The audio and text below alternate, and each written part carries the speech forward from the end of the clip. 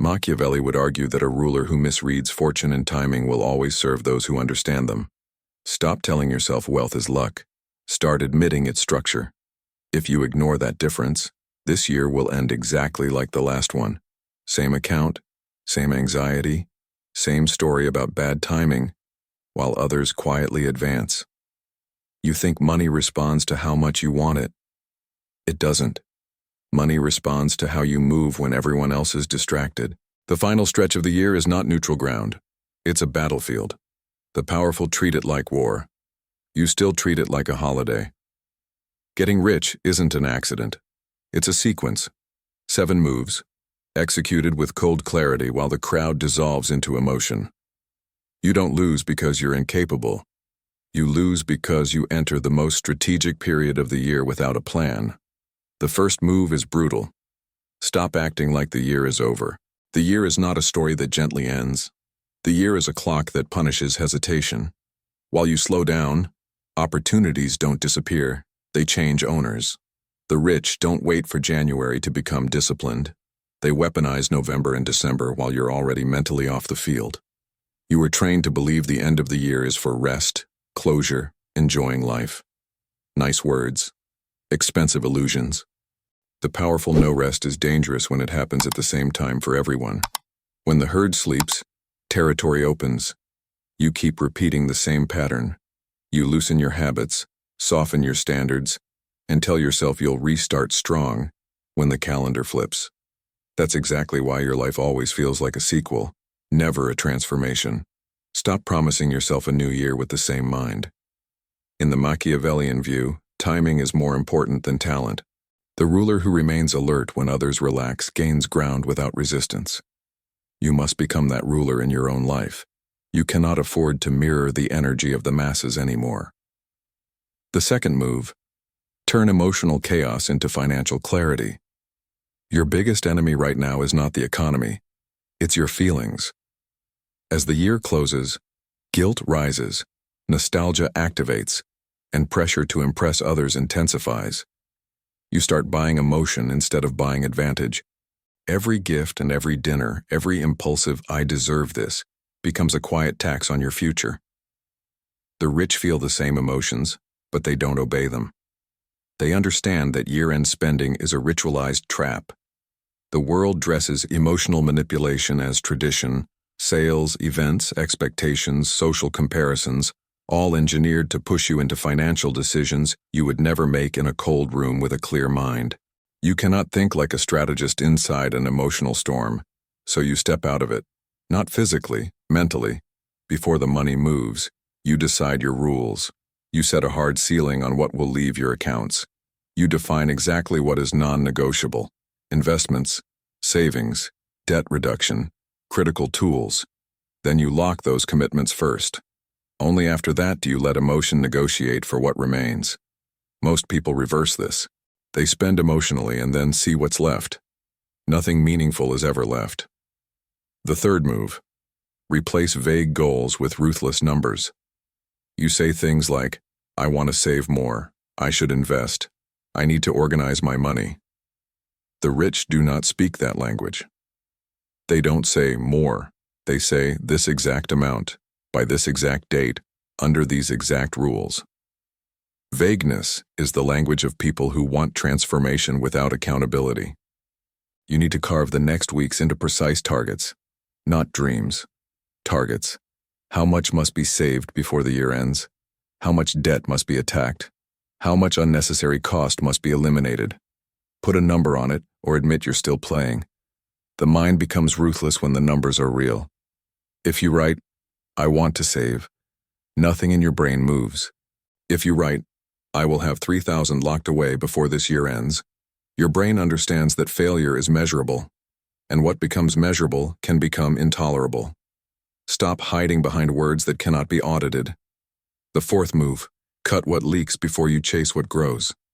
Most people think getting rich is about making more, but making more while leaking everywhere is like pouring water into a broken container. Your problem is not lack of inflow, it's lack of control. The powerful do not obsess over new streams before repairing their current system. They sit down and slice subscriptions, services, habits, obligations, people. Anything that drains more than it returns is reevaluated coldly. If it doesn't move them toward leverage, it moves them toward weakness. There is no middle zone. You must do the same, with zero sentiment. List every recurring payment, every automatic charge, every regular expense that doesn't buy you time, health, skills, or opportunity. Then ask a simple question. Would a ruthless ruler keep this or cut it? If the answer is cut, you already know what to do. You don't need permission. You need spine. Scene 1. In one apartment, a man scrolls through his phone, laughing at short videos, complaining about money. His account bleeds from forgotten subscriptions, delivery apps, and impulse purchases that feel small individually but lethal collectively. He tells himself the problem is his salary. In another apartment, at the same hour, someone equally tired sits at a table with a notebook, a laptop, and a bank statement. No drama, no panic, just cuts. Cancel, downgrade, renegotiate, replace, redirect.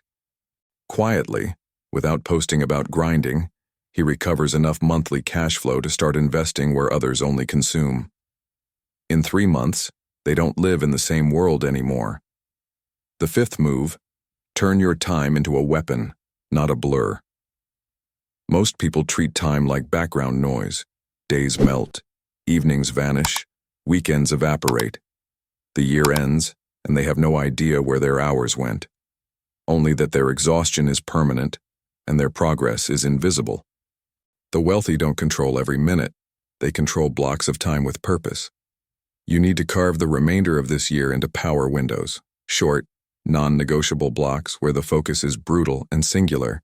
Money, not scrolling, not complaining, not fantasizing. Money. 1 block for studying a skill that can raise your earning power. 1 block for reorganizing accounts, cutting expenses, and planning moves. 1 block for building or improving a product, a service, a system. 1 block for deep thinking about strategy instead of reacting to chaos. You don't need 10 hours a day.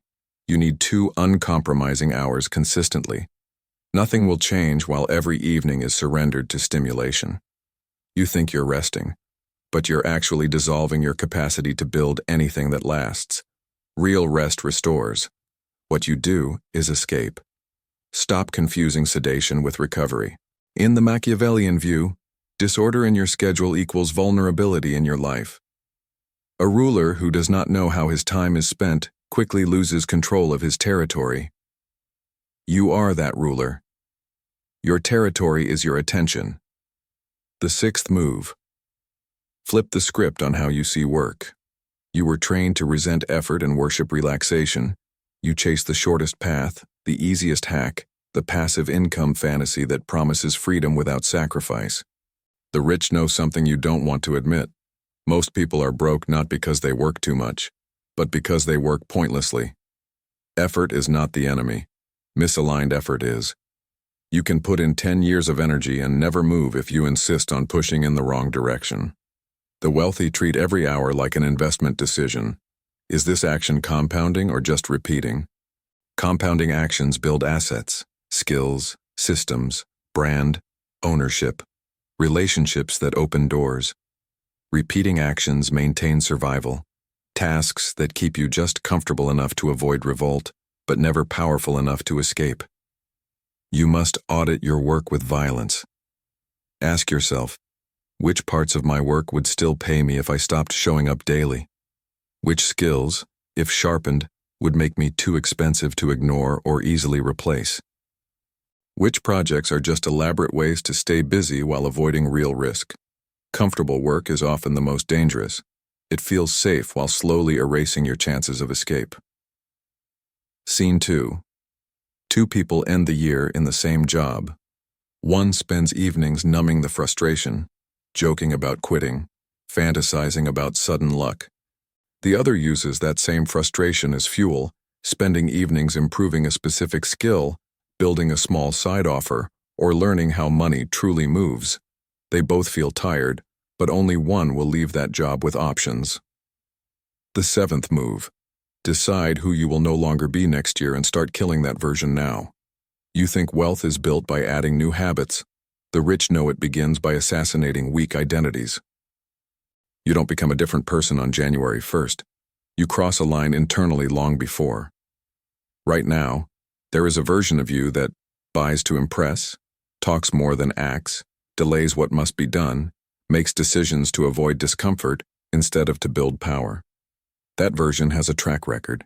It left you exactly where you are. You cannot bring him into the next year and expect anything radical to change. So you draw a clear line. This is what dies before the year ends. Maybe it's the habit of spending when you feel bored. Maybe it's the reflex of checking your phone before you check your accounts. Maybe it's the tendency to ask others what they think before you even ask yourself what you want. You don't argue with that version anymore. You replace him. This is where most people retreat. They feel the pull to change, then negotiate back to mediocrity.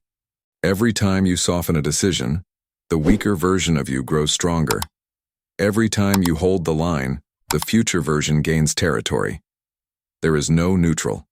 Something in you is always winning. Picture this clearly. The year is ending. People are drifting, drinking, scrolling, complaining about how next year will be different.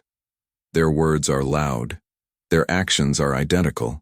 They laugh about their own patterns as if jokes could erase consequences. In the middle of that noise you're different. You sit alone with a notebook, a plan, a calm that isn't laziness but precision. Your expenses are sharpened. Your time has structure. Your habits are being upgraded in silence. You have defined 7 moves, and you are already executing them while everyone else is still promising. You are not hoping for luck anymore. You are building inevitability. Wealth will not arrive as a surprise. It will arrive as the natural outcome of who you decided to become when the crowd was still asleep. When you are ready, I'll move to the next block and take these 7 moves deeper into mechanisms, psychological leverage, and how to turn them into a permanent code instead of a temporary burst. You think the rich win because they start with advantages. The truth is colder.